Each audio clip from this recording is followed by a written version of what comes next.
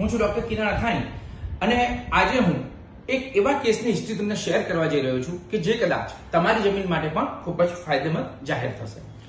મિત્રો, ગઈકાલે મારી પાસે એક મિત્ર આવ્યા અને આવીને મને એમને વાત કરી કે મારા દાદાએ એમને વારસાઈમાં મળેલી પ્રોપર્ટી વિલથી એમના એક ભાઈ એટલે કે એક જ વ્યક્તિને લખીને આપી દીધી. તો મિત્રો, આવી બાબત માટે હું તમને જણાવવા માંગીશ કે જે મિલકત તમારા પરિવારને વારસાઈથી મળેલી હોય તે મિલકત બાબતે ક્યારેય વિલથી તે મિલકત હસ્તાંતર ન થઈ શકે.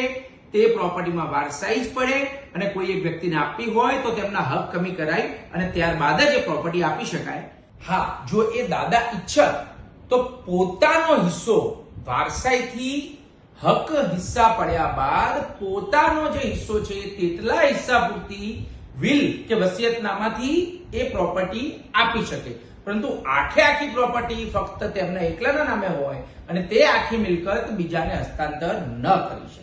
એટલે કે વિલ ફક્ત તેવી જ પ્રોપર્ટીનું થઈ શકે જે તમે તમારા આગવા નાણાથી વસાવેલી હોય અથવા તો વારસાઈથી ભલે આવેલી હોય એનો તમારો પોતાનો જ હિસ્સો એટલું જ તમે વિલથી આપી શકો. પૂરેપૂરી પ્રોપર્ટી તમે વિલથી આપી શકતા નથી. આવી અનેક માહિતી આપને મળતી રહે તે માટે અમારા પેજને ફોલો કરજો. અખાણી કન્સલ્ટન્ટ.